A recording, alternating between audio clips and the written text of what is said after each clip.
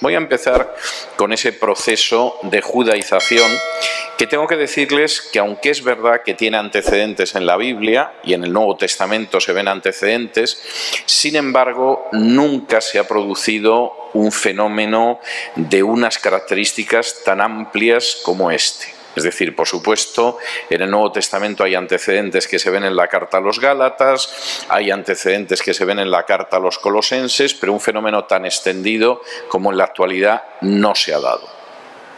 Es posible que este fenómeno de judaización se iniciara por buenas razones, y voy a intentar explicarlo. En torno a finales de los años 60, inicios de los años 70, surge un movimiento dentro del mundo evangélico en Estados Unidos que se autodenomina Jews for Jesus, es decir, judíos por Jesús. Los Jews for Jesus no son nada más que judíos norteamericanos que han conocido al Señor en iglesias evangélicas, o sea, no piensen ustedes que son otra cosa, y en ese sentido los rabinos judíos anticristianos que los acusan de ser evangélicos simplemente están diciendo la verdad, pero en el caso de estos judíos, a diferencia de muchos judíos de los siglos anteriores, que en un momento determinado se convertían y se integraban exactamente igual en la iglesia, es decir, no pretendían conservar fiestas judías, atavíos judíos ni nada de este tipo, en Jews for Jesus deciden desarrollar el mensaje de que ellos son los verdaderos judíos, que prefieren que no los llamen cristianos porque la palabra cristiano tiene muy mala prensa dentro del judaísmo y que es mejor que se les llame mesiánicos, que significa exactamente lo mismo, dicho sea de paso, es simplemente decirlo de una manera diferente, y como una forma de poder transmitir el evangelio a otros judíos,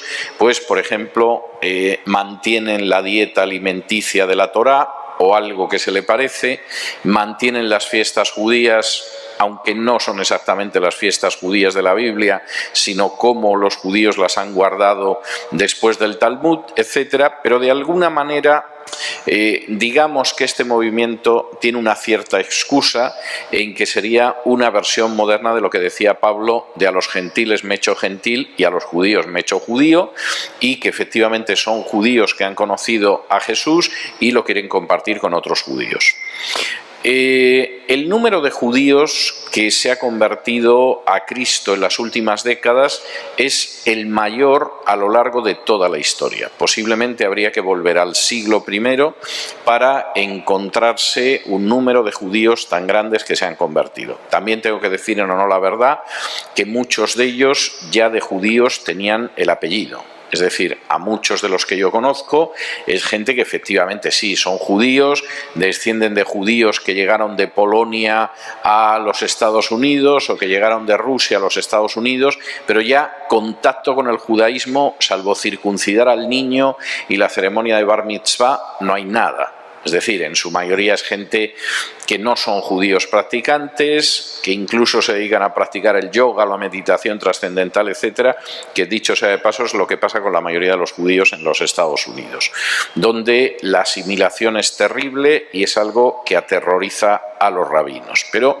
en un momento determinado esta gente conoce el cristianismo, lo conoce a través de un judío que es cristiano y llega a la conclusión de que ese es el judaísmo realizado, que es otro de los términos que se utiliza.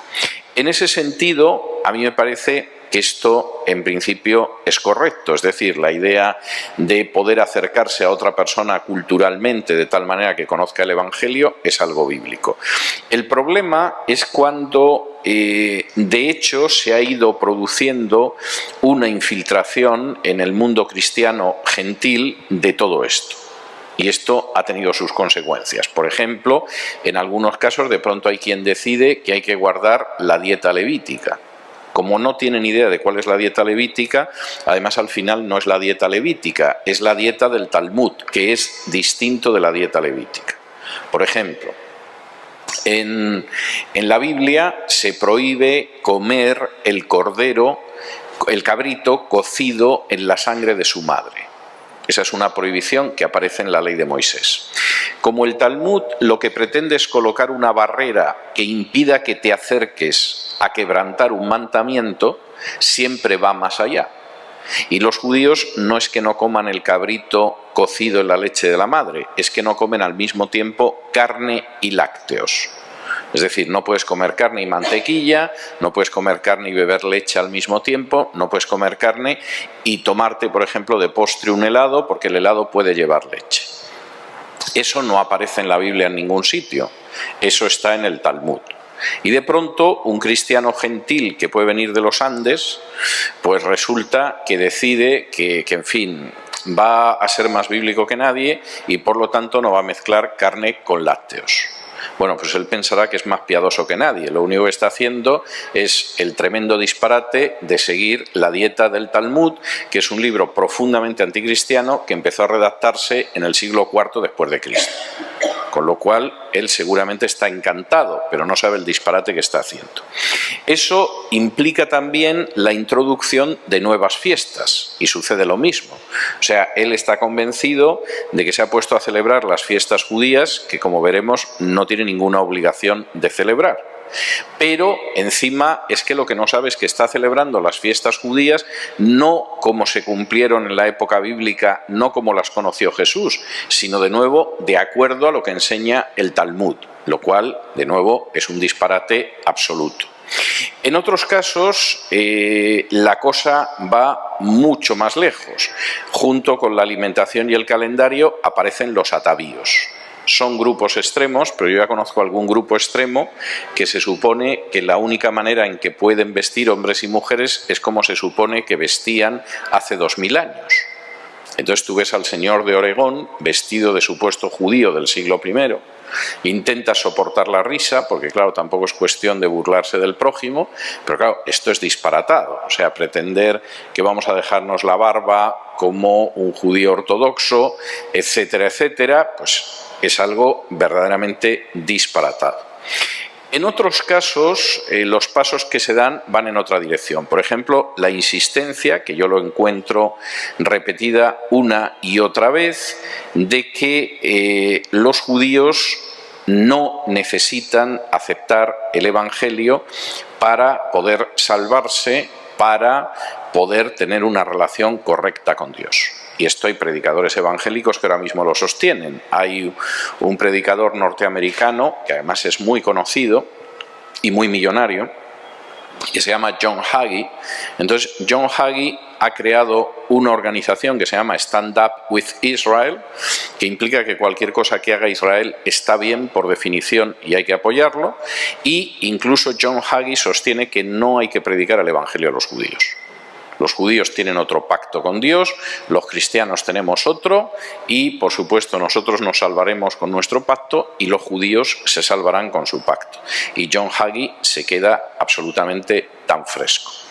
Añadan, para terminar de arreglar a todo esto, la gente que insiste en que no se puede nada más que hablar bien del Estado de Israel, porque se supone que eso lleva una bendición y si alguien formula una crítica, eso produce una maldición. Esto es algo que se repite mucho y vamos a examinar después. Y, por supuesto, añadan aquellos que han decidido cambiarse el nombre o buscar una supuesta genealogía judía. Añado que en el caso de los que se cambian el nombre, pues es para partirse de risa. O sea, yo me he encontrado con algunos de los que de pronto se llaman Manuel Gómez y además pues seguramente tiene algún esclavo entre sus antepasados y en fin, es bastante negro y de pronto te dice que es judío y que se llama David Ben Israel. Y tú dices, bueno, usted no está en sus cabales. Es decir, uno de los últimos que yo conocí de este tipo, que se había puesto un nombre judío, yo le digo, pero bueno, exactamente de dónde viene su familia. Y una parte de su familia eran chinos y la otra parte eran negros. Y por supuesto no tenía un solo judío entre sus antepasados, lo cual, dicho sea de paso, tampoco significa un mérito espiritual añadido, pero este había decidido que se cambiaba el nombre y punto. Luego están los que se dedican a buscar apellidos judíos para engañar a los simples y decirles que son judíos. Y entonces uno de pronto se encuentra con un indio de Guatemala que seguramente no tiene ni una gota de sangre blanca, es decir, se ve que viene de una familia de indígenas, lo cual no es ninguna deshonra, y entonces como se llama de apellido Pérez, pues se supone que es de ascendencia judía. No tiene una gota de sangre judía en las venas, pero aparte de eso es que Pérez no es un apellido judío. Hay un apellido que es Pérez, que es de judíos del este de Europa, que racialmente no son judíos, y hay un apellido Pérez español que simplemente significa hijo de Pero, como Fernández es hijo de Fernando, y no tiene nada que ver con ascendencia judía. Y de hecho los apellidos judíos, por regla general, son apellidos que efectivamente son identificables. Entonces cuando alguien dice, bueno, es que si tiene un nombre de oficio es de ascendencia judía, no es verdad. Si alguien se llama de apellido hortelano, carpintero, algo de ese tipo, lo más seguro es que precisamente no sea judío. Bueno, es que si tiene un apellido de una ciudad española es judío. No, señor, no es verdad. Hay algún judío que se puede llamar de apellido toledano o algo de este tipo, o sevillano, pero lo más seguro en el 90% de los casos como mínimo es que precisamente lo que no es judío. Y de hecho, salvo algunos apellidos muy concretos, pretender trazar una supuesta ascendencia judía por el apellido es verdaderamente una fábula. Es decir, salvo que el apellido sea Leví, por ejemplo, y toda la familia ha tenido el apellido Leví, o que el apellido sea Cohen y la familia, si no es Cohen, es alguna de las variaciones de Cohen, Kagan, Kohn, etcétera, etcétera. No hay nada de judío en esa persona. Pero además quisiera añadir algo más. El hecho de que una persona tenga algún judío perdido en alguna rama del árbol genealógico no significa que es judío, y los judíos no lo admiten como tal. Judío es solamente aquella persona que nace de madre judía, norma talmúdica que no está en la Biblia, pero es la norma que siguen los judíos. Si tu madre es judía, tú eres judío.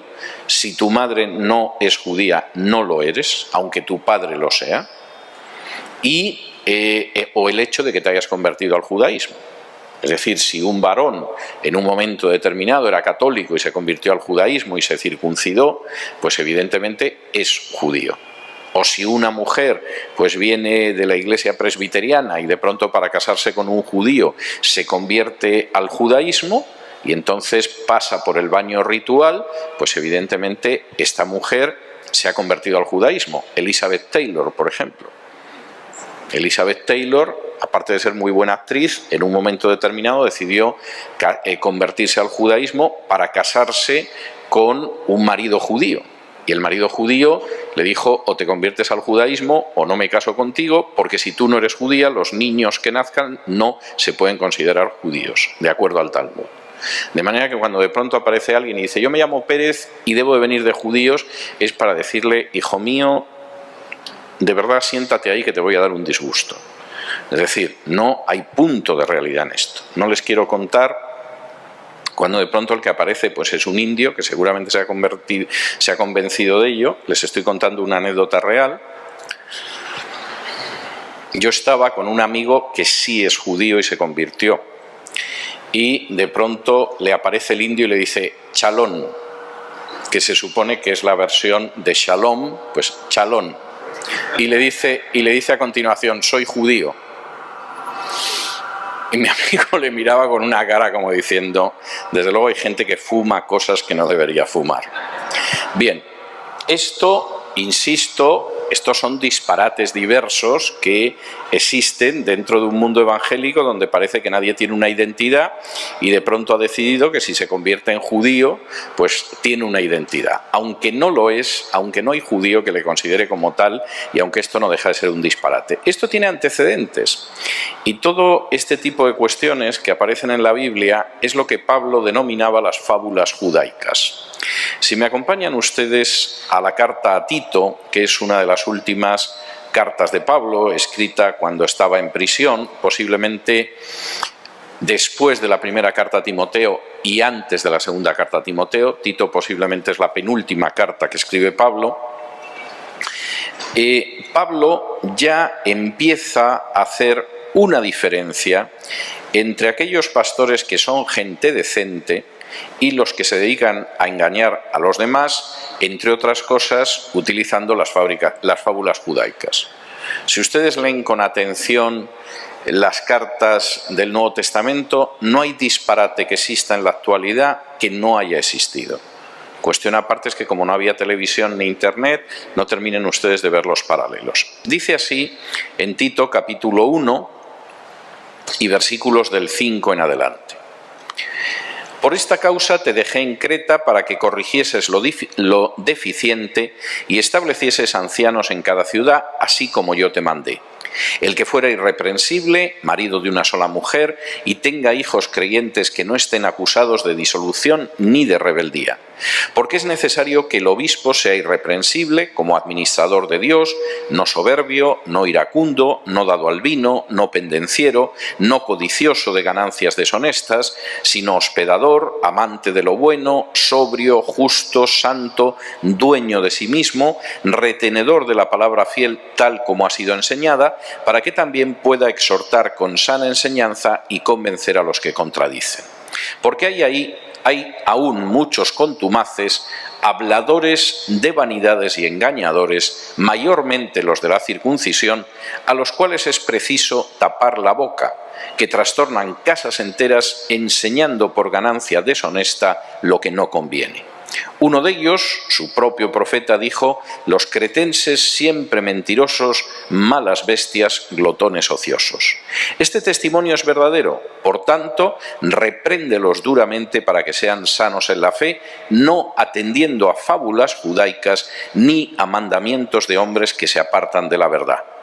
Todas las cosas son puras para los puros, mas para los corrompidos e incrédulos nada les es puro, pues hasta su mente y su conciencia están corrompidas. Profesan conocer a Dios, pero con los hechos lo niegan, siendo abominables y rebeldes, reprobados en cuanto a toda buena obra. El panorama que presenta Pablo es bastante claro. Por un lado, los ancianos, los pastores de la Iglesia, los obispos tienen que ser de esta manera. Bueno, yo ya te adelanto que hay una cantidad de descarados enfrente de los que te tienes que cuidar.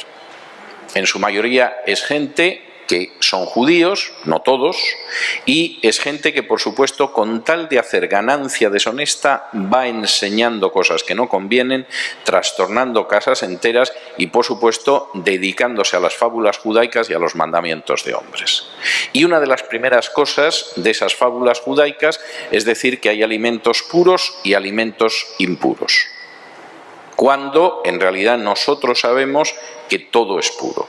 Y voy a empezar con la cuestión de los alimentos después de esta introducción bastante amplia. Primero, digan lo que digan los que se dedican a defender que los cristianos tienen que seguir una dieta que supuestamente es bíblica, pero que es talmúdica, es decir, ni siquiera es la dieta de la Biblia. Jesús hizo limpios todos los alimentos. Si me acompañan ustedes a Marcos, capítulo 7,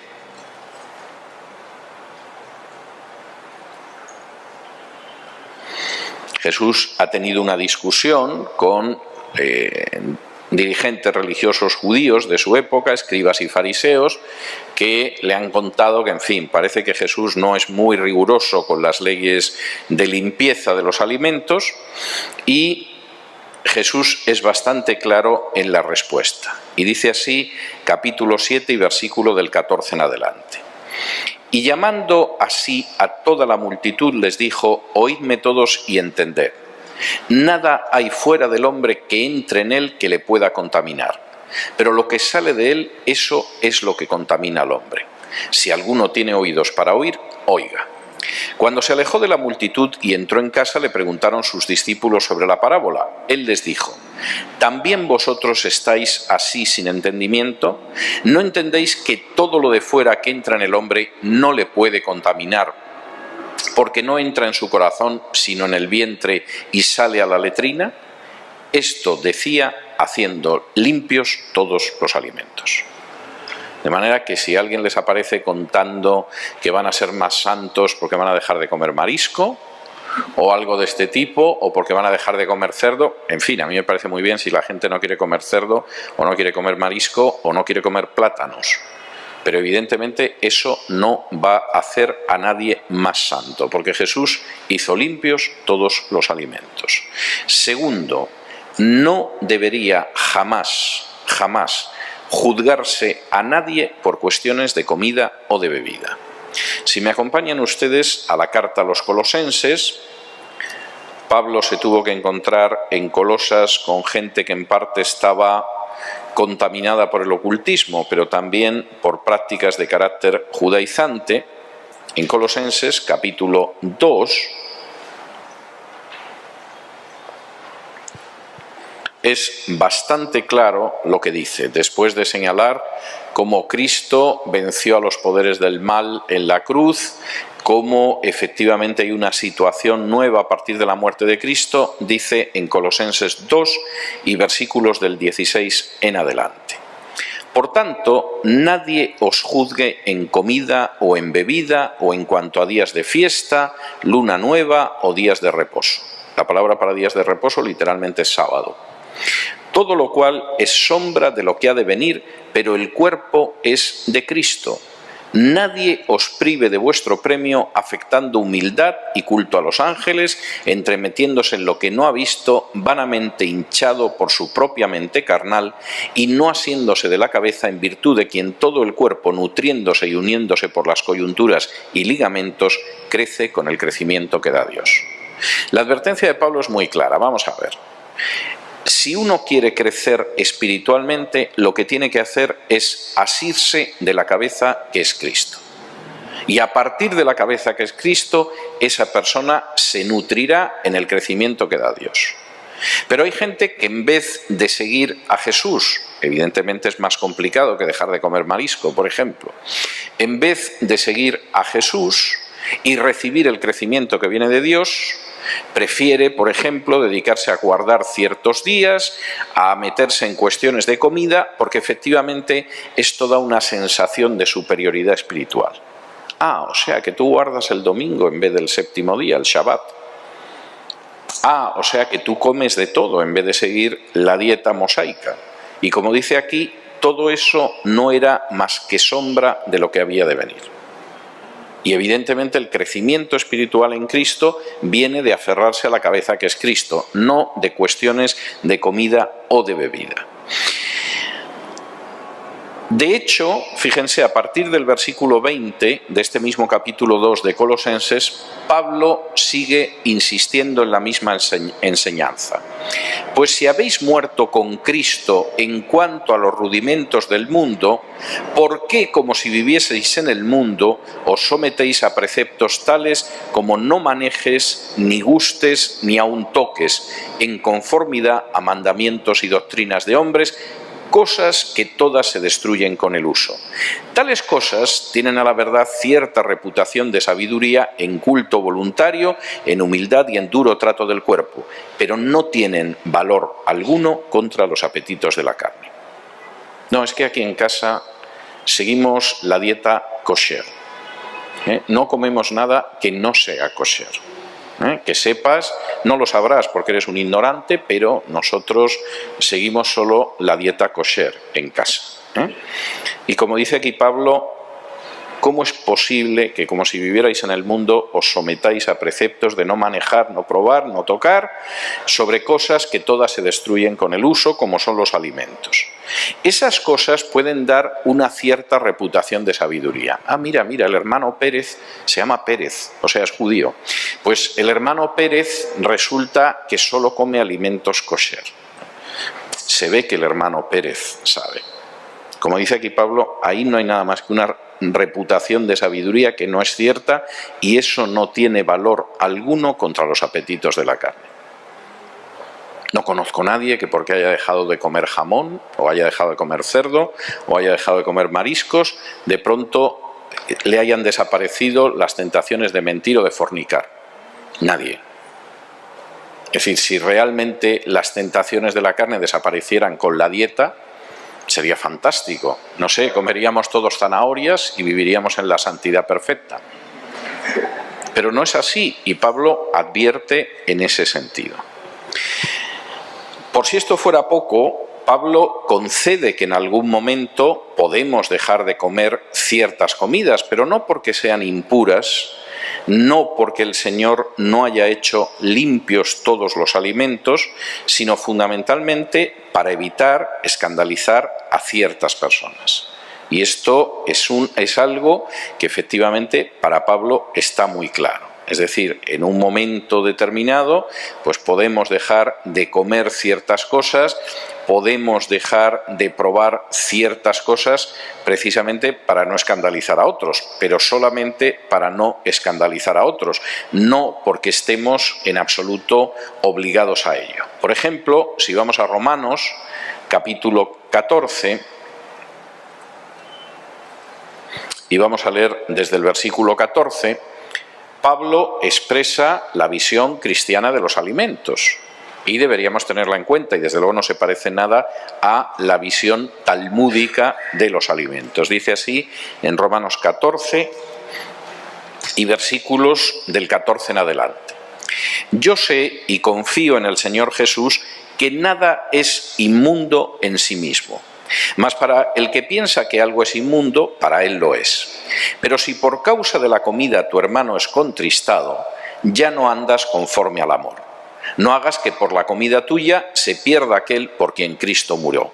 No sea pues vituperado vuestro bien, porque el reino de Dios no es comida ni bebida, sino justicia, paz y gozo en el Espíritu Santo. Porque el que en esto sirve a Cristo agrada a Dios y es aprobado por los hombres. Así que sigamos lo que contribuye a la paz y a la mutua edificación. No destruyas la obra de Dios por causa de la comida. Todas las cosas a la verdad son limpias, pero es malo que el hombre haga tropezar a otros con los que come. Bueno es no comer carne, ni beber vino, ni nada en que tu hermano tropiece o se ofenda o se debilite. Pablo tiene muy clara la enseñanza de Jesús. Jesús ha hecho limpio todo. Y la gente que tiene esto claro sabe que efectivamente puede comer cualquier tipo de alimento. Ahora, hay gente que es débil, hay gente que está mal educada espiritualmente, o hay gente, por ejemplo, que procede de otra religión. No merece la pena que hagas valer tu derecho a tomar cualquier cosa y puedas hacer tropezar a esa persona. Si yo invito a un musulmán a casa con la nada oculta intención de predicarle el Evangelio, lo último que se me va a ocurrir va a ser descorchar una botella de vino y a continuación sacar un plato de jamón. Es algo disparatado. En el caso del judío podría sacar el vino, pero obviamente no el jamón. El hecho de que tú tengas un derecho a consumir todo tipo de alimentos no quiere decir que utilices ese derecho para hacer tropezar a otros. Pero no nos engañemos, Cristo ha hecho puros todos los alimentos. Y si alguien te sale diciendo que hay que seguir la supuesta dieta kosher, etcétera, etcétera, bueno, pues a lo mejor la apariencia de santidad y de sabiduría es enorme, pero eso no sirve de nada frente a los apetitos de la carne. Es más, en muchos casos las prohibiciones de carácter alimenticio tienen mucho más que ver con la inspiración del diablo que con otro tipo de cosas. Si me acompañan, por ejemplo, a 1 de Timoteo, capítulo 4, aparece en ese sentido una afirmación que es bastante clara. Dice así en 1 de Timoteo, capítulo 4 y versículos del 1 en adelante. Pero el Espíritu dice claramente que en los postreros tiempos algunos apostatarán de la fe escuchando a espíritus engañadores y a doctrinas de demonios, por la hipocresía de mentirosos que, teniendo cauterizada la conciencia, prohibirán casarse y mandarán abstenerse de alimentos que Dios creó para que con acción de gracias participasen de ellos los creyentes y los que han conocido la verdad. Porque todo lo que Dios creó es bueno, y nada es de desecharse si se toma con acción de gracias, porque por la palabra de Dios y por la oración es santificada. De modo que seguramente habrá gente que se sentirá especialmente santa porque se cree que sigue una dieta que es precisamente la dieta que a partir del siglo IV queda consagrada en el Talmud. Es que Cristo hizo puros todos los alimentos. Y abstenerse de unos alimentos o de otros no sirve de nada frente a los apetitos de la carne. Segunda cuestión, las fiestas y especialmente la referencia al séptimo día. No solamente Los judaizantes siguen esa tesis, la secta de los adventistas del séptimo día está en la misma línea, pero lo cierto es que de nuevo en la Biblia está muy claro que no seguimos un calendario, como hemos visto en Colosenses, de días, semanas, sábados, sino que vemos las cosas de otra manera. Por ejemplo, de entrada, para los cristianos, en el Nuevo Testamento es de especial relevancia el domingo.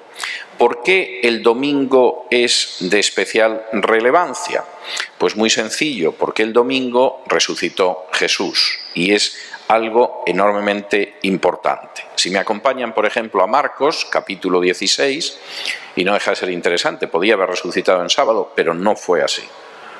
Dice así en Marcos, capítulo 16 y versículo 9.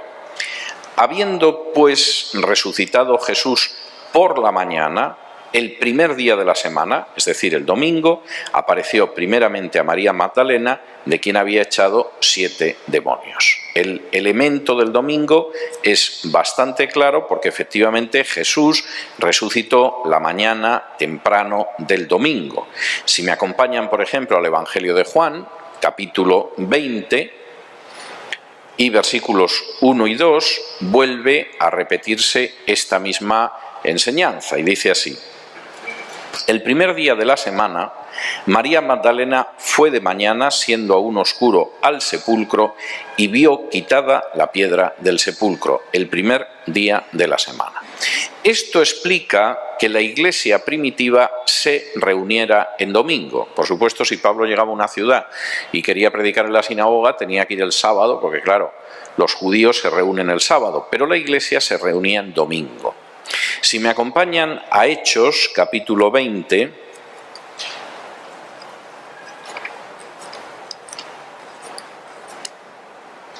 Hechos, capítulo 20,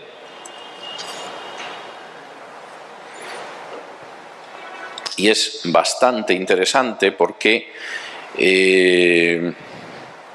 Pablo se queda precisamente una semana entera para poderse quedar al culto del domingo, lo cual no deja de ser significativo si había un culto de sábado, que no lo había.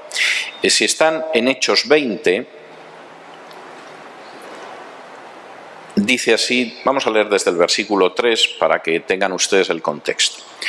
Dice, Hechos 20 del 3 en adelante. Después de haber estado allí 3 meses y siéndole puestas asechanzas por los judíos para cuando se embarcase para Siria, tomó la decisión de volver por Macedonia.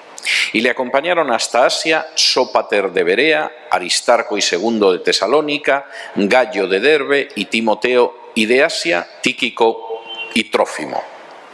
Estos, habiéndose adelantado, nos esperaron en Troas. Y nosotros, pasados los días de los panes sin levadura, navegamos de Filipos y en 5 días nos reunimos con ellos en Troas, donde nos quedamos 7 días. ¿Por qué? Para poder quedarse en el culto del domingo. Versículo 7. El primer día de la semana, reunidos los discípulos para partir el pan, Pablo les enseñaba habiendo de salir al día siguiente y alargó el discurso hasta la medianoche. Pablo llega, evidentemente, seguramente llegaría por la tarde o por la noche o cuando fuera. Su intención es reunirse con la iglesia.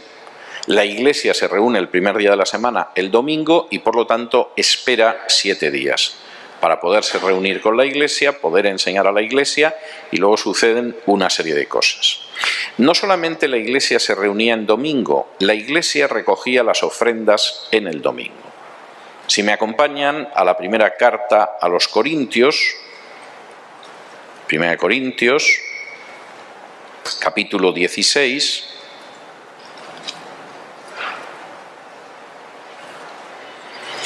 y versículos 1 y 2, dice así, 1 Corintios 16, 1 y 2. En cuanto a la ofrenda para los santos, haced vosotros también de la manera que ordené en las iglesias de Galacia. Cada primer día de la semana, es decir, el domingo, cada uno de vosotros ponga aparte algo según haya prosperado, guardándolo para que cuando yo llegue no se recojan entonces ofrendas. Y de nuevo, la idea es bastante clara. La Iglesia se reúne el primer día de la semana e incluso en una situación como esta, bueno, pues se supone que se actúa de acuerdo al principio bíblico de que ofrendamos sobre la base de aquello que hayamos prosperado. Pablo es bastante claro al respecto. Y todo eso, además, en la idea de que no hay que guardar los días. Es decir, el cristianismo, a diferencia del judaísmo, no se dedica a tener un calendario de días. Ese gran problema de judaizar era algo de lo que Pablo advierte a los gálatas. Si me acompañan a Gálatas, capítulo 4,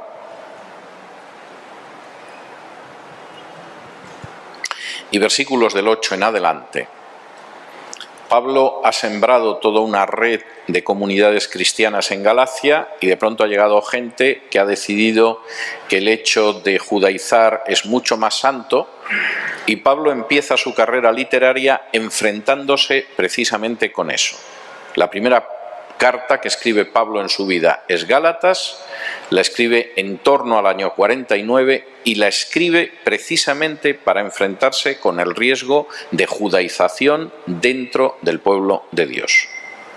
No sabemos si no llegan a entrar los judaizantes y Pablo se hubiera dedicado a escribir, pero desde luego lo que provoca el inicio de sus cartas, y luego va a dar otras cartas, es precisamente eso. Y fíjense lo que dice en Gálatas capítulo 4 del 8 en adelante.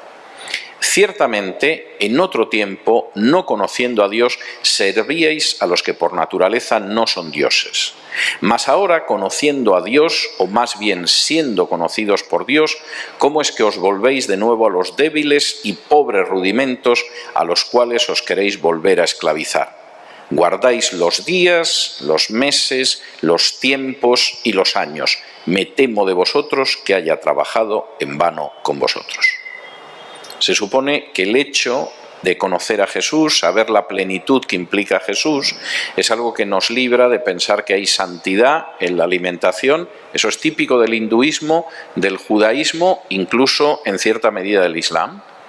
Y nos libra también de pensar que hay una especial santidad en el hecho de guardar determinadas fiestas. La santidad está en el hecho de aferrarse a la cabeza e ir creciendo en Cristo. Pablo lo dice con mucha claridad en Colosenses. Aunque por supuesto uno puede pensar, porque puede dar una sensación de sabiduría y de soberbia, el hecho de que si guarda una determinada dieta es más santo, y por supuesto si además guarda determinadas fiestas, que él piensa que además son como en el Antiguo Testamento, también es más santo. La Iglesia primitiva se reunía el primer día de la semana, el domingo. Y seguramente se reunían, aparte de porque era el día de la resurrección del Señor, por el hecho de que, claro, había que escoger un día en ese sentido. Pero la idea es absolutamente clara. No hay ninguna celebración de fiestas judías, especialmente entre gentiles. No se dedicaban a guardar el séptimo día y tenían muy claro que efectivamente uno puede caer en la soberbia y el orgullo espiritual pensando que ciertas dietas o el guardar cierto calendario religioso te hace más santo y desde luego más espiritual. No les quiero contar cuando además esto va unido a asumir vestimentas judías que no tienen nada que ver con lo que aparece en la Biblia. Por ejemplo, de pronto un hermano decide ser más piadoso y se compra una kipá y se la pone en la cabeza. La kipá en el siglo XV en España ni siquiera la utilizaban todos los judíos. Es una práctica muy tardía, muy reciente. Y de hecho, por ejemplo, en los documentos judíos españoles se habla de cómo había judíos que tomaban la palabra en la sinagoga y no llevaban la cabeza cubierta.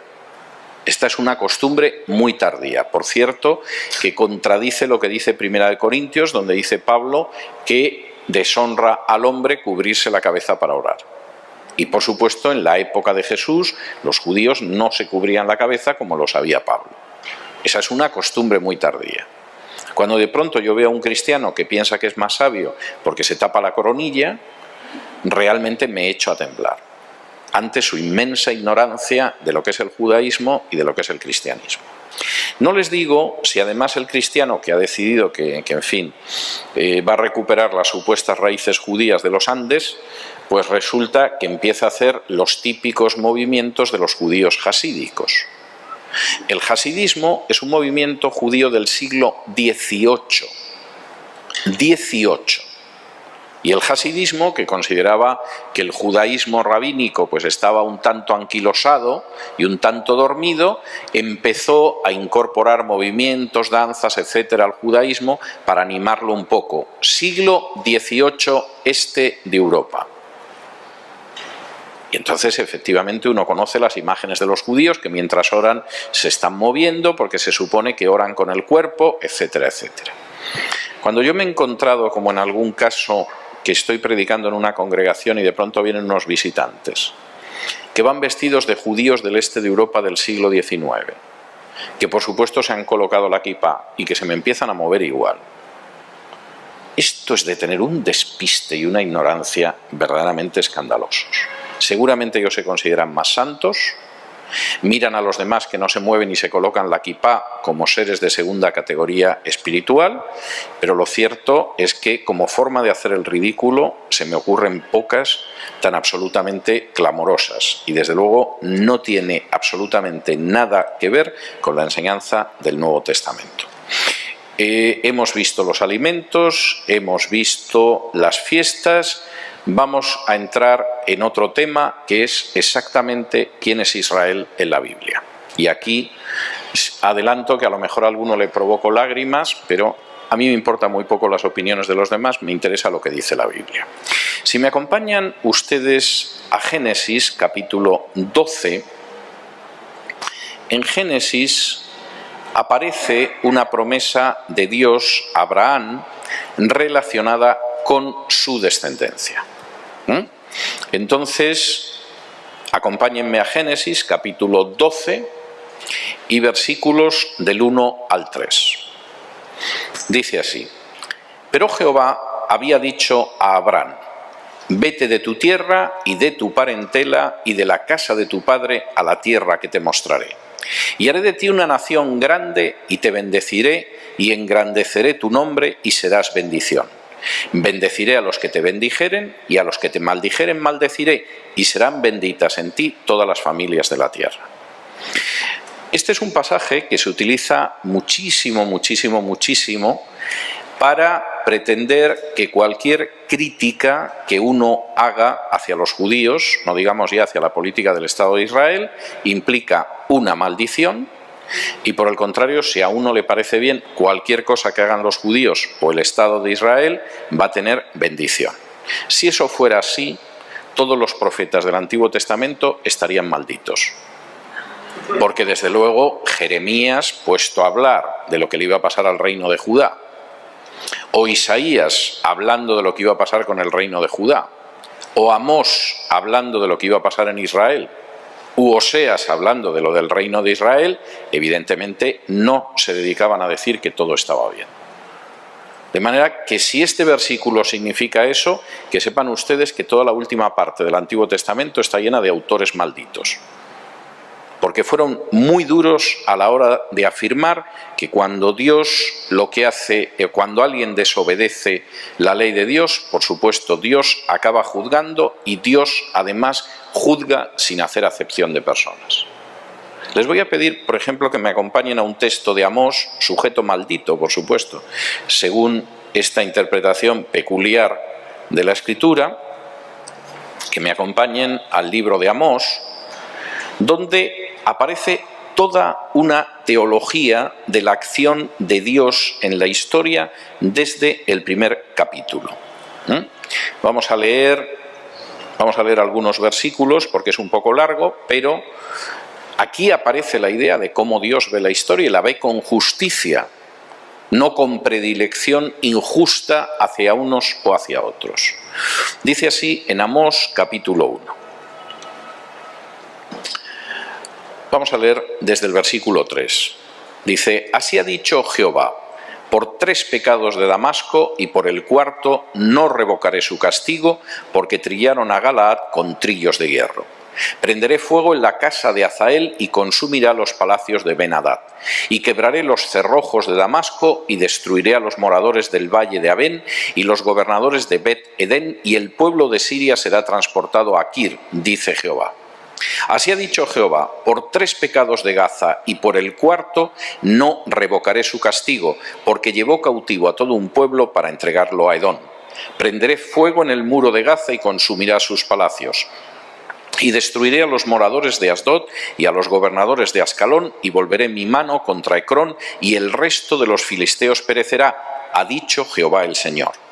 Así ha dicho Jehová: por 3 pecados de Tiro y por el 4º no revocaré su castigo, porque entregaron a todo un pueblo cautivo a Edom y no se acordaron del pacto de hermanos. Prenderé fuego en el muro de Tiro y consumirá sus palacios. Así ha dicho Jehová: por 3 pecados de Edom y por el 4º no revocaré su castigo, porque persiguió a espada a su hermano y violó todo afecto natural, y en su furor le ha robado siempre y perpetuamente ha guardado el rencor. Prenderé luego fuego en Temán y consumirá los palacios de Bosra. Así ha dicho Jehová: por 3 pecados de los hijos de Amón y por el 4º no revocaré su castigo, porque para ensanchar sus tierras abrieron a las mujeres de Galaad que estaban encintas. Encenderé fuego en el muro de Rabá y consumirá sus palacios con estruendos en el día de la batalla, con tempestad en día tempestuoso. Y su rey irá en cautiverio, él y todos sus príncipes, dice Jehová. Así ha dicho Jehová: por 3 pecados de Moab y por el 4º no revocaré su castigo, porque quemó los huesos del rey de Edom hasta calcinarlos. Prenderé fuego en Moab y consumirá los palacios de Keriot, y morirá Moab con tumulto, con estrépito y sonido de trompeta. Y quitaré el juez de en medio de él y mataré con él a todos sus príncipes, dice Jehová. Y uno diría: no me extraña. Ahí todos son paganos, son sanguinarios, es gente que no respeta lo más elemental de la humanidad. ¿Cómo Dios al final no va a ejecutar juicio?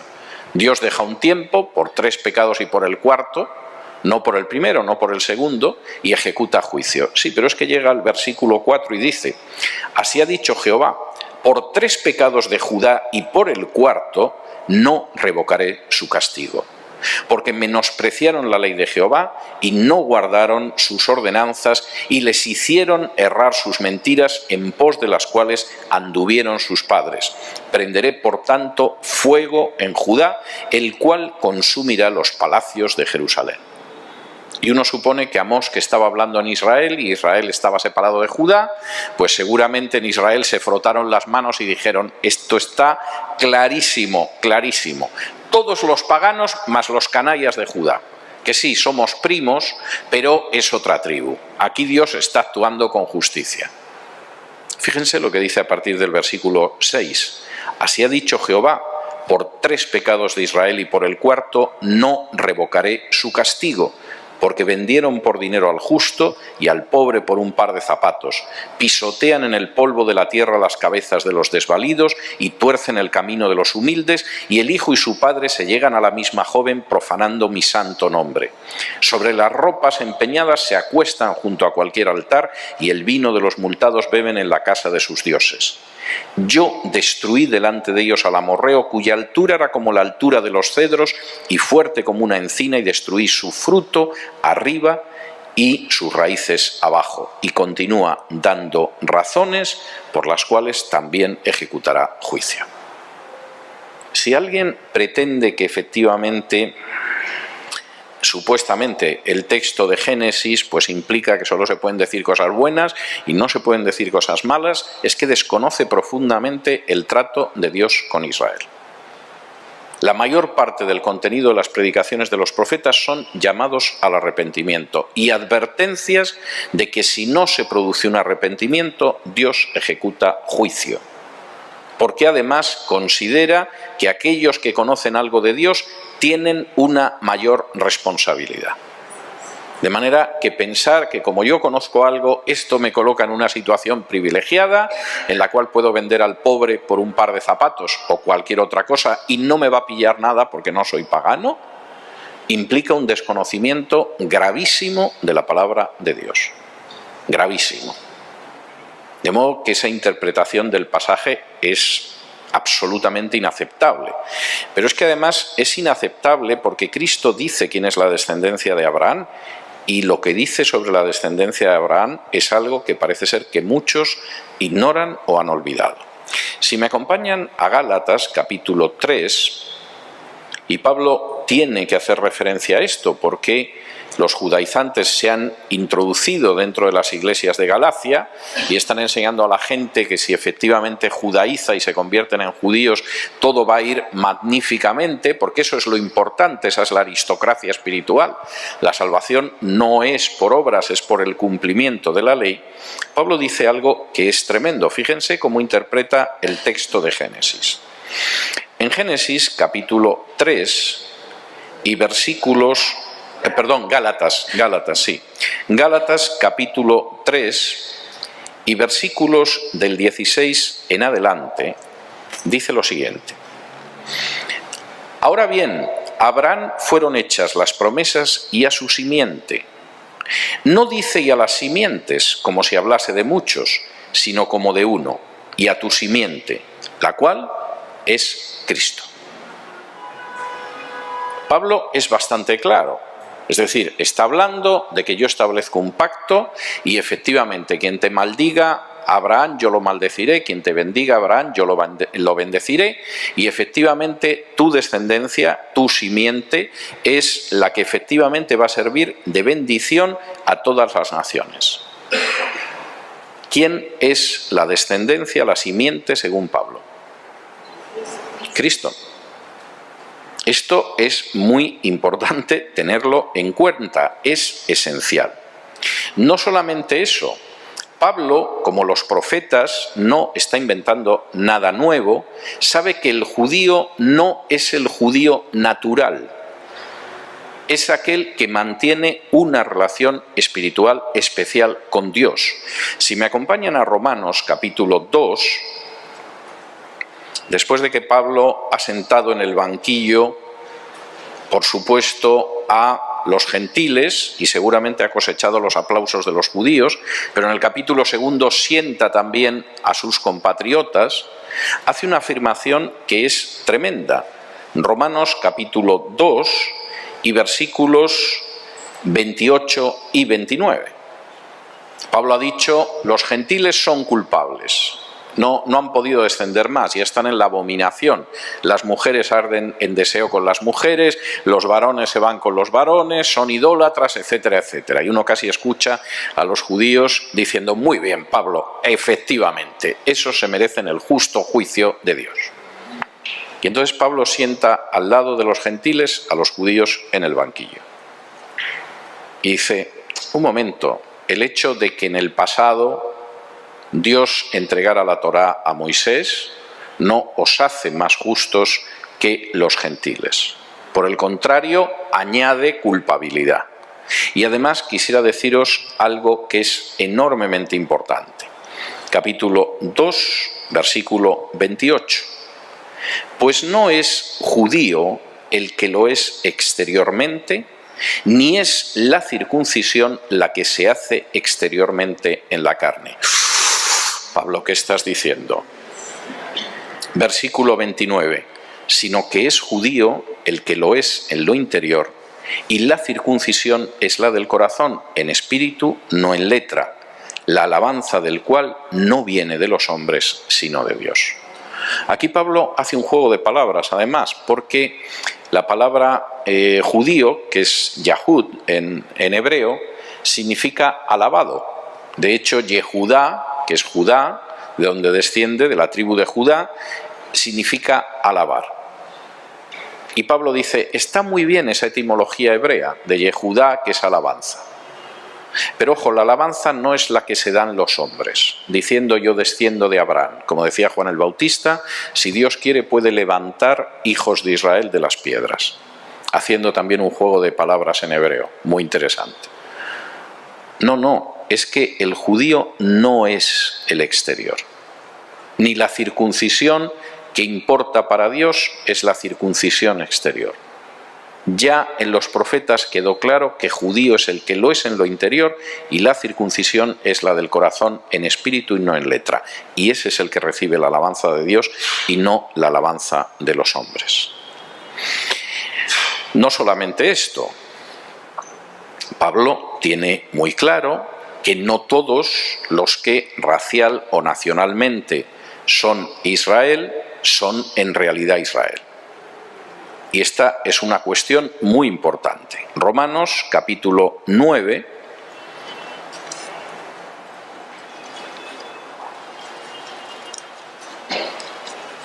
insiste en este mismo aspecto. Porque claro, la pregunta es ¿cómo es posible que la mayoría de los judíos no haya reconocido a Jesús como Mesías? Es verdad que los primeros seguidores de Jesús, posiblemente durante más de una década, eran solo judíos. Es verdad que efectivamente todos los apóstoles eran judíos, la madre de Jesús era judía, Pablo era judío, etc. Pero aquí la mayoría del llamado pueblo de Israel no ha respondido.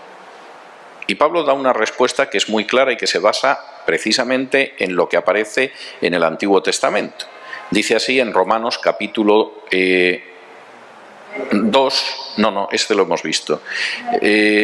Romanos capítulo 9, capítulo 9 y versículos 6 y 8. 6 al 8. No que la palabra de Dios haya fallado, porque no todos los que descienden de Israel son israelitas, ni por ser descendientes de Abraham son todos hijos, sino en Isaac te será llamada descendencia. Esto es, no los que son hijos según la carne son los hijos de Dios, sino que son los hijos según la promesa los que son contados como descendientes. Es decir, que nadie se engañe, ¿eh? El hecho de ser judío puede tener un cierto interés cultural, etcétera, etcétera.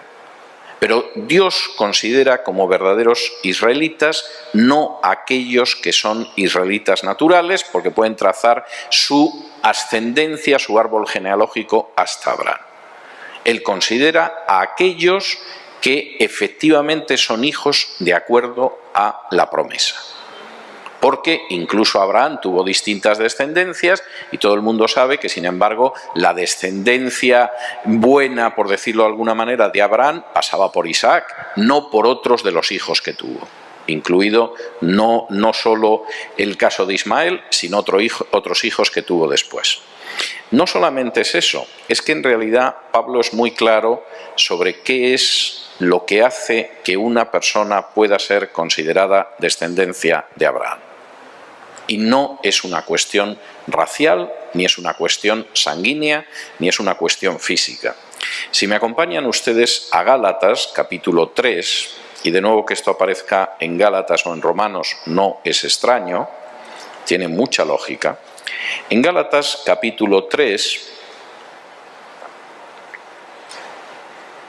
señala algo que parece absolutamente elemental, pero que tengo la sensación de que mucha gente lo ha olvidado, y no será porque no está expresado con claridad en la Biblia. Después de que Pablo ha señalado que no estamos bajo la ley, que la ley fue el pedagogo, es la palabra exacta en griego, el paidagogos, el ayo. El paidagogos era el esclavo que llevaba al niño a la escuela. Y aquí en esta versión traduce ayo, que no está mal. Y en el versículo 24 Pablo dice, bueno, igual que los niños de familia acomodada, vosotros sabéis que hay un esclavo que los lleva a la escuela, el paidagogos, llega un momento, de ahí viene la palabra pedagogo en español, llega un momento en que el niño se hace mayor. Y vamos, ya si le lleva el esclavo a la escuela, pues al maestro, pues evidentemente se ríen del niño, ¿no? Lo del esclavo tiene un pase cuando efectivamente es un niño pequeño que lo lleva para que no se pierda. La ley ha sido nuestro pedagogo. Y efectivamente, cuando estábamos en una situación de infancia espiritual, la ley nos iba llevando.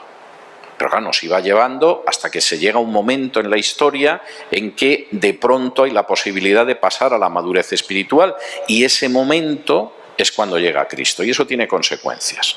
Dice en Gálatas capítulo 3, y vamos a leer desde el versículo 23.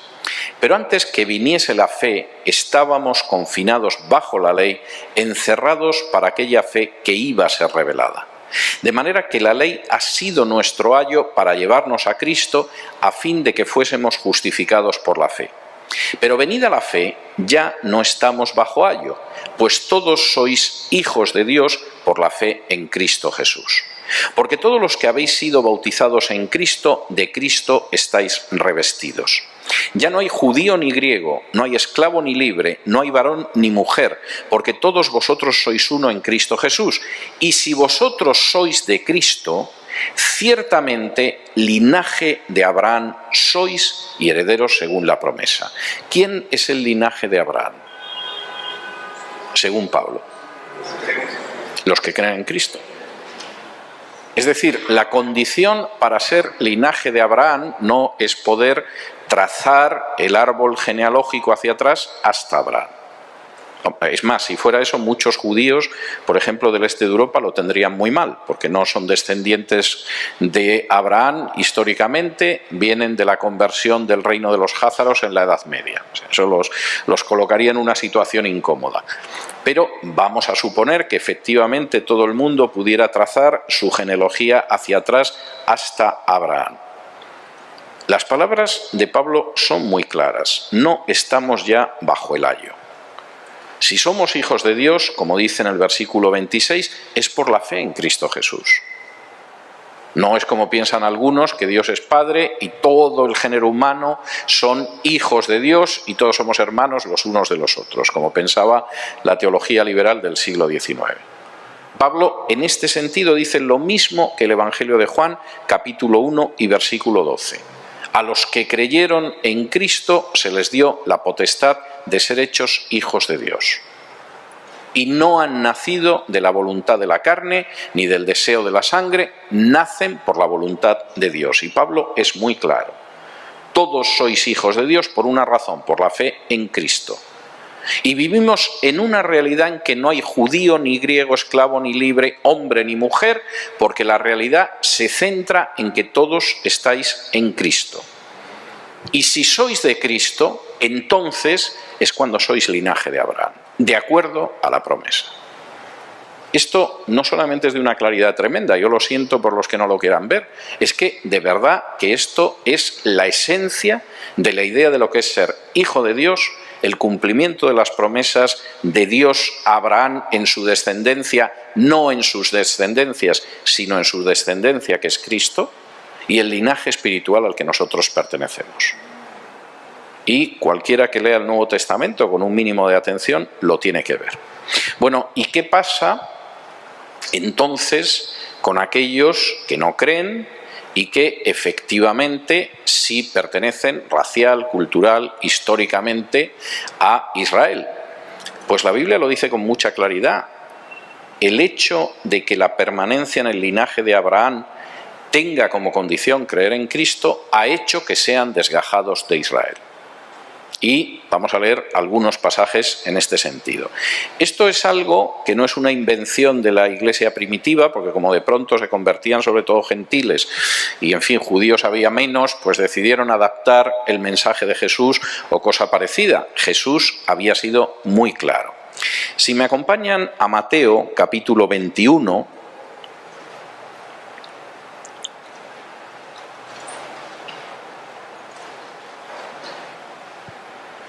y versículos del 42 en adelante, Jesús cita de un salmo que tiene una extraordinaria importancia en los primeros años del cristianismo, que es el Salmo 118. Ese Salmo 118 es una de las bases de la argumentación, por ejemplo, de Pedro cuando comparece ante el Sanedrín.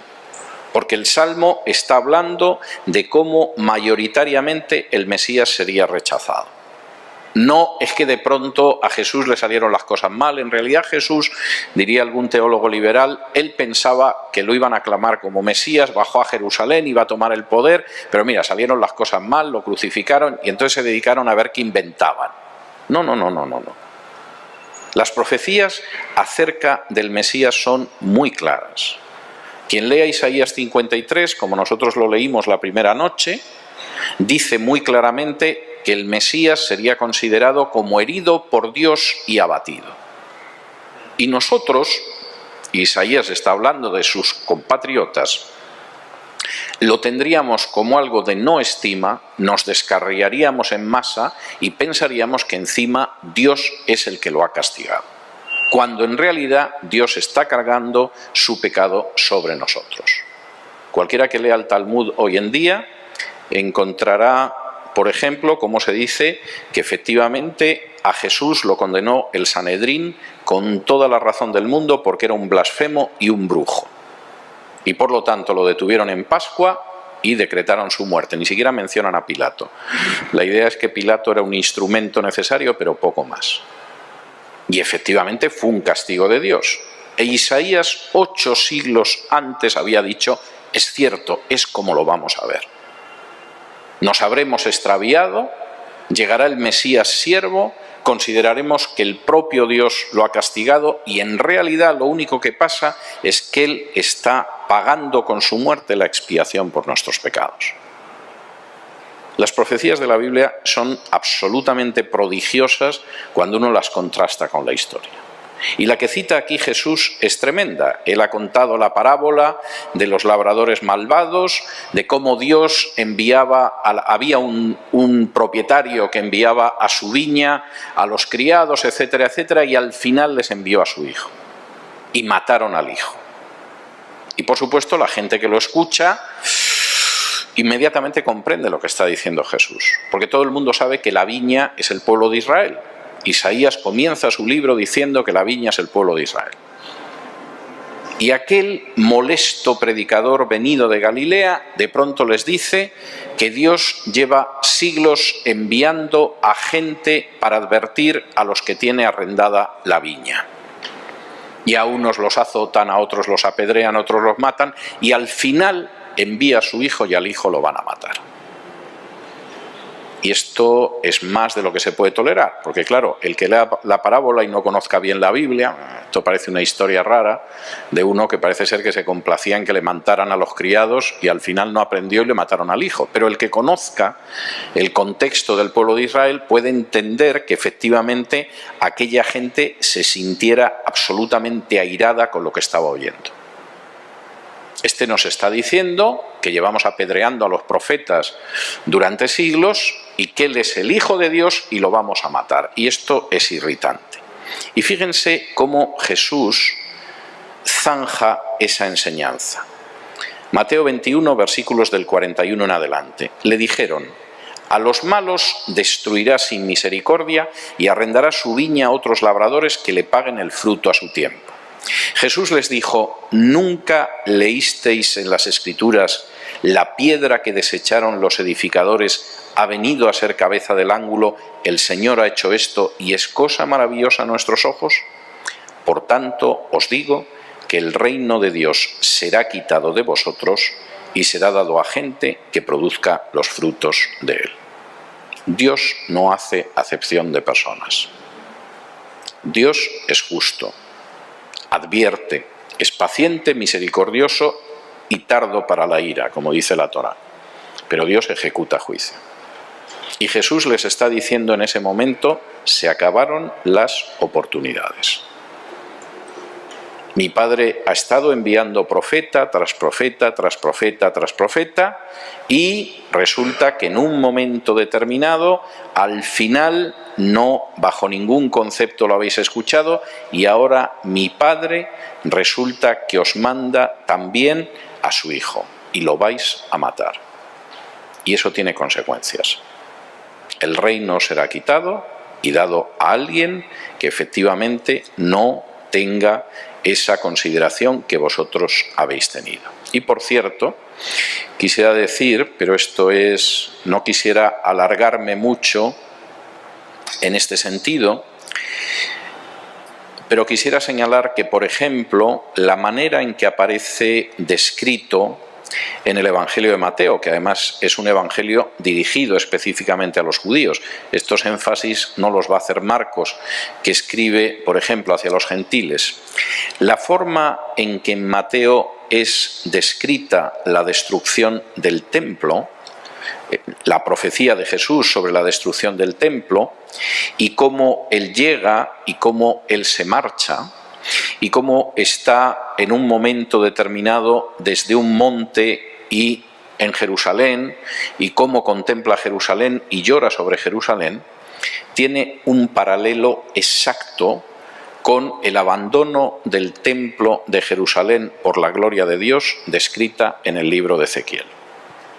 Los que no hayan leído el libro de Ezequiel no se pueden enterar del paralelo, pero si leen ustedes la manera en que Ezequiel de pronto contempla cómo la gloria de Dios abandona el templo y se detiene en un momento determinado como si mirara al templo y se va, y eso significa que el templo va a ser destruido, va a tardar más o menos, pero Dios ha decretado el juicio, es el mismo itinerario, el mismo camino que sigue Jesús en Mateo delante del templo.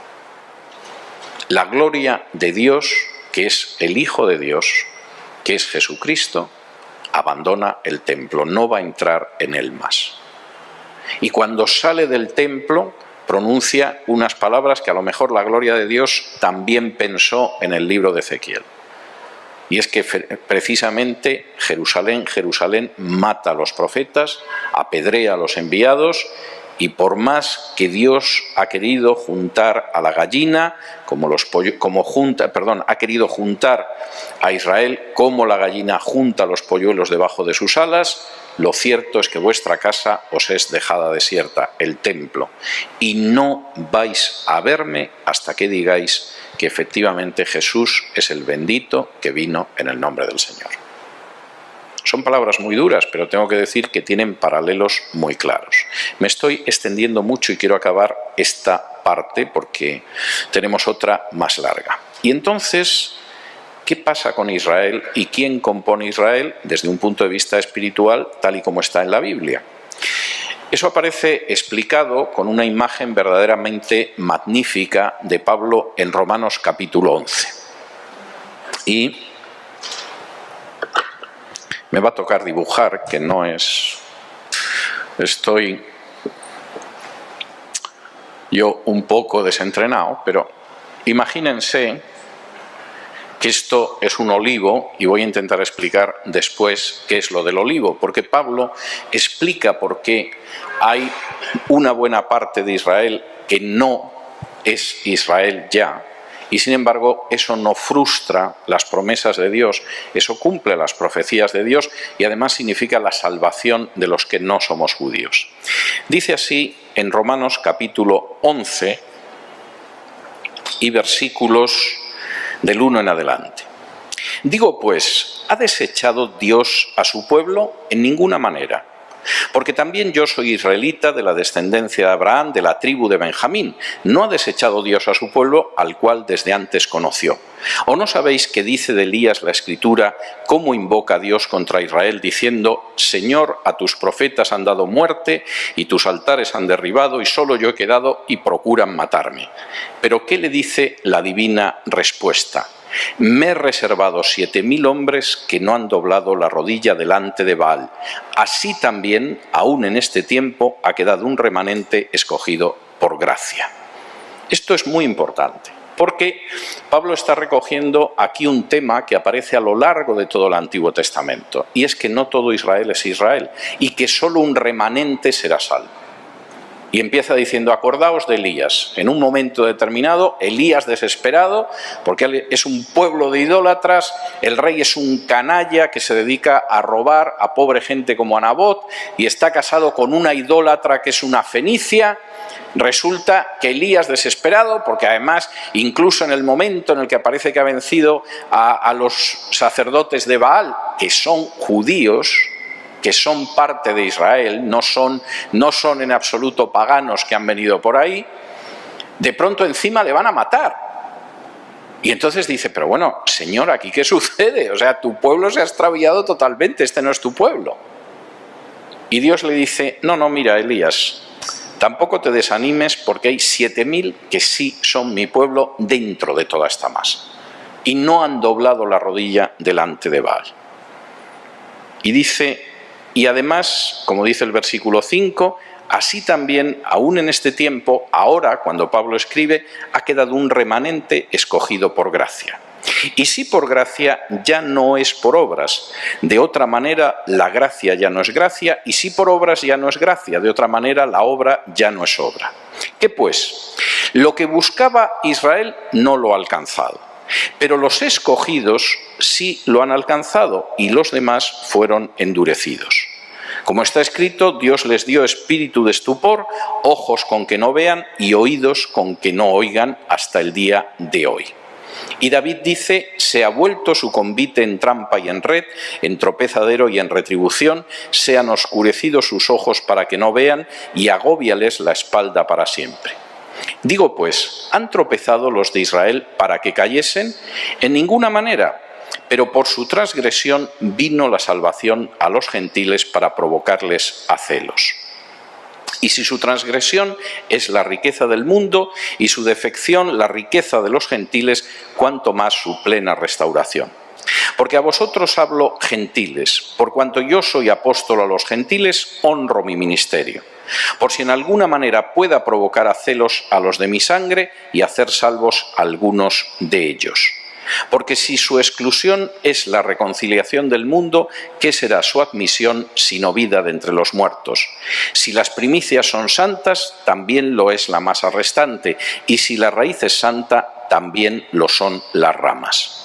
Pues si algunas de las ramas fueron desgajadas, y tú siendo olivo silvestre has sido injertado en lugar de ellas, y has sido hecho participante de la raíz y de la rica savia del olivo, no te jactes contra las ramas, y si te jactas, sabe que no sustentas tú a la raíz, sino la raíz a ti. Pues las ramas, dirás, fueron desgajadas para que yo fuese injertado. Bien, por su incredulidad fueron desgajadas, pero tú por la fe estás en pie. No te ensoberbezcas, sino teme. Porque si Dios no perdonó a las ramas naturales, a ti tampoco te perdonará. Mira pues la bondad y la severidad de Dios, la severidad ciertamente para con los que cayeron, pero la bondad para contigo. Si permaneces en esa bondad, pues de otra manera tú también serás cortado. Y aun ellos, si no permanecieren en incredulidad, serán injertados, pues poderoso es Dios para volverlos a injertar. Porque si tú fuiste cortado del que por naturaleza es olivo silvestre, y contra naturaleza fuiste injertado en el buen olivo, cuánto más estos que son las ramas naturales serán injertados en su propio olivo. Pablo utiliza la parábola de un olivo. Y dice, el olivo es Israel, y, por supuesto, la permanencia o no en el olivo no depende de las obras, sino de la gracia. Y, por supuesto, ha habido ramas, que son ramas naturales, que son esos judíos naturales, que han sido desgajados del olivo. Dios los ha cortado como ramas del olivo, y los ha cortado por la sencilla razón de que no han creído. Y como efectivamente lo que convierte a alguien en linaje de Abraham es creer en Cristo, no han creído en Cristo y han sido cortados. ¿Y qué ha pasado con nosotros? Nosotros no éramos el buen olivo. Nosotros éramos, como dicen algunas traducciones, el acebuche, el olivo silvestre. Pero nosotros, que de manera no natural, no racial, no pertenecíamos a Israel, al creer en Jesús hemos sido injertados en el olivo que es Israel. No porque lo merezcamos, porque es por gracia, no por obras, porque la salvación no es por obras, sino por el hecho de que efectivamente hemos creído y Dios nos ha injertado. Pero Pablo quiere dejar claro que hay que sacar de esto las consecuencias correctas. Si nosotros estamos aquí, no es por nuestro mérito. Es porque hemos creído en Cristo y Dios, por su gracia, nos ha injertado en un árbol al que no pertenecemos naturalmente. Y eso tiene que hacer que no seamos soberbios. No mires a aquellos a los que se les ha quitado el reino porque no aceptaron al Mesías y te sientas superior. No tienes nada superior. Esto depende de la gracia de Dios. Si en algún momento dejaras de creer, tú acabarás en el suelo como las ramas naturales porque Dios te puede cortar. Y estas ramas que ahora mismo están en el suelo porque no han creído. Si en algún momento cualquiera de estas ramas llegara a creer en Jesús como el Mesías, sería injertada otra vez en el olivo del que fueron cortados. Es algo absolutamente tremendo. Y fíjense que en todos los casos hay tres aspectos que son esenciales. Primero, Dios es justo y no hace acepción de personas. Cuando en un momento determinado Pedro recibe una revelación para que vaya a ver a Cornelio, Pedro se da cuenta de algo que como judío no ha comprendido nunca, que Dios no hace acepción de personas entre gente de cualquier lengua, pueblo o nación. Dios no hace acepción de personas por el color de piel, por la ascendencia histórica, ni siquiera en el caso de que sea gente que descienda por línea directa de Abraham, el amigo de Dios. Segundo, la relación que nosotros tenemos con Dios es una relación que no se basa en nuestras obras, en la sangre que tenemos o en cualquier tipo de mérito o ceremonias. Es pura gracia de Dios. Deriva directamente del amor de Dios. Y eso es enormemente importante. Y cuando de pronto alguien piensa que por las razones que sea está en una situación de superioridad, está escupiendo al amor de Dios. Hasta que el Perú accedió a la independencia, en Perú regía el estatuto de limpieza de sangre. Cualquier persona que tuviera una sola gota de sangre judía, mora, negra o india, no podía ocupar determinados cargos, no podía ser sacerdote, no digamos ya obispo. Es más, me da la sensación de que el obispo de Cuzco sigue siendo bastante blanco, a pesar de que este país ya hace mucho que se independizó de España. Eso es algo absolutamente, es un escupitajo en el amor de Dios. Porque Dios no hace acepción de personas y lo tremendamente grande de la cruz de Cristo es que somos linaje de Abraham si creemos en Jesús y en ese linaje de Abraham no hay judío ni gentil, no hay esclavo ni libre, no hay hombre ni mujer. Y cuando alguien levanta barreras de superioridad por ser hombre o mujer, por ser judío o gentil, por ser esclavo o libre, está escupiendo al rostro del amor de Dios. Y eso es tremendamente importante. Dios es justo, lo que nos ha dado nos lo ha dado por amor y gracia, sin que nosotros lo merezcamos en absoluto, y es algo extraordinariamente importante. Quien no ha entendido esto no se ha enterado de nada. Y por mucho que lleve la dieta kosher, se casque una kipá en la coronilla y se ponga a guardar fiestas, no se ha enterado en absoluto de lo más elemental del Evangelio. Tercera consecuencia. Ser soberbio espiritualmente es un gravísimo pecado. Tengo la lamentable sensación de que no suele ser precisamente algo que se considere pecado. Es más, hay gente que parece que considera que son más espirituales cuanto más soberbios espiritualmente son. Y enseñan a los demás a ser soberbios espiritualmente y a considerarse superiores al prójimo. Todo eso es algo que queda absolutamente desmentido a lo largo de la Biblia y, por supuesto, en el Nuevo Testamento. Ni siquiera aquellos que descienden directamente de Abraham y que en un momento determinado tenían la viña y que se permitían matar a los profetas y en un momento determinado insistir para que crucificaran al Hijo de Dios, pueden tener derecho a la soberbia y Dios castiga esa soberbia y el reino os es quitado y será dado a otro pueblo. A un pueblo humilde y quebrantado de corazón, como dice la Escritura. Y la advertencia de Pablo es muy clara, eso ha pasado con esas ramas. Pero si eso hace que vosotros os sintáis superiores y que penséis no somos como los judíos incrédulos y nosotros no somos como aquellos que rechazaron a Jesús, tener mucho cuidado. Porque Dios puede cortar a aquellos que se han ensoberbecido y por el contrario puede volver a reinjertar en el olivo a aquellos que se vuelvan y crean a Jesús como Mesías. A fin de cuentas, la promesa de Jesús es que efectivamente Esto cambiará en el día que digan bendito el que viene en el nombre del Señor. Por concluir esta parte, que me estoy extendiendo mucho, y me queda una que no sé si es todavía menos larga. Al final, Dios no hace acepción de personas. La salvación es por gracia, todo lo que estoy diciendo es absolutamente elemental. Pensar que uno se hace más acepto a Dios, que uno tiene una situación de superioridad con Dios por el hecho de que decide judaizar, es algo que choca totalmente con el Nuevo Testamento.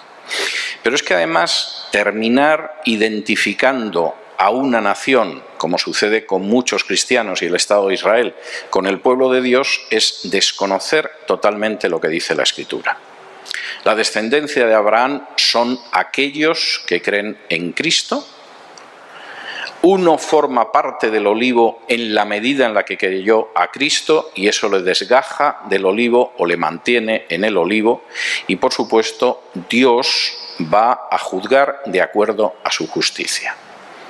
Si alguien piensa que, por ejemplo, en algún momento Dios no va a ejecutar un juicio sobre un Estado que ha convertido Tel Aviv en la capital gay del Mediterráneo, es que no tiene ni idea de lo que es Dios. Y Dios no hace acepción de personas. Poco antes de morir, y aproximadamente a 40 años de distancia de la catástrofe, Thomas Jefferson, que había sido uno de los padres fundadores de Estados Unidos y había sido presidente, el tercer presidente de Estados Unidos, escribió: «Cuando reflexiono en que Dios es justo, tiemblo por el futuro de mi país». Y lo decía pensando en la esclavitud. 40 años después estalló una guerra civil que desgarró Estados Unidos durante 4 años, que puso en peligro su supervivencia y que efectivamente estuvo relacionada con la esclavitud. Dios no hace acepción de personas.